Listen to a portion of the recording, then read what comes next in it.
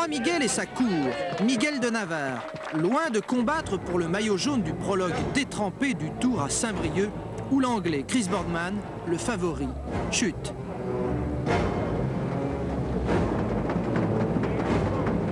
Diagnostic, fracture du poignet droit et de la cheville gauche. Sale temps pour un prologue. D'ailleurs, ceux qui flirtent avec le jaune sont pris dans le tourbillon de folie qui souffle sur le peloton à chaque arrivée massive. Jalabert a failli revivre le drame d'Armentières sur la route du Havre. Non, Indurain, lui, préfère l'effort solitaire. Le premier a lieu en Belgique, 54 km contre la montre pour reprendre le maillot jaune qu'il va garder jusqu'à Paris.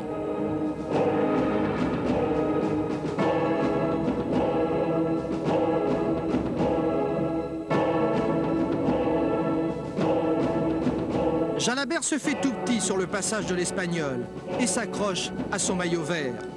Tony Rominger, le Suisse, il est battu de 58 secondes. Seul, le Danois Björn Riis lui résiste effrontément à 12 secondes seulement à l'arrivée. En ajoutant le panache à l'efficacité, Miguel Indurain montre ce dimanche 9 juillet qu'il veut égaler les Anquetil, Merckx et Hinault à la conquête d'un 5e Tour de France.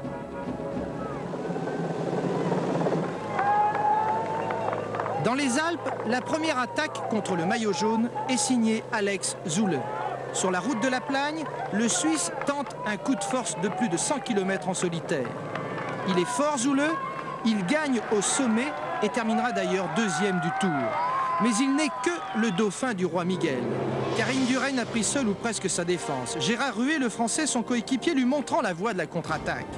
Indurain se bat pour combler son retard sur Zülle. L'Espagnol est bien battu de 2 minutes, mais le plus important est derrière, car ses adversaires sont pointés à 4, 5 et 6 minutes, un désastre. C'est au tour des Français maintenant d'agacer le roi Miguel. Virenque et Jalabert piègent le maillot jaune en direction de l'Alpe d'Huez, où Berzin abandonne. Indurain a compris, la formation espagnole sonne la charge et au pied de l'Alpe d'Huez, ils sont 13 coureurs, 13 prétendants à la victoire d'étape. Pantani est le plus pressé. Indurain ne le lâche pas.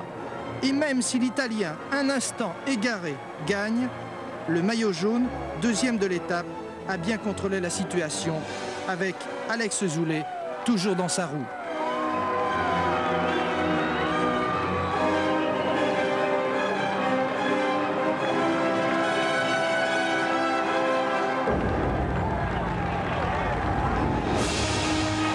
Un gâteau pour ses 31 ans et un maillot jaune solidement accroché, le Tour est gagné ou presque.